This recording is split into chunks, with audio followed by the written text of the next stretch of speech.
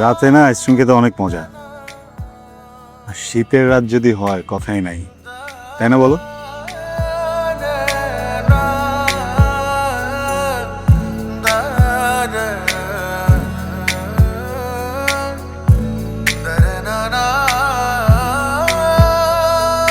সব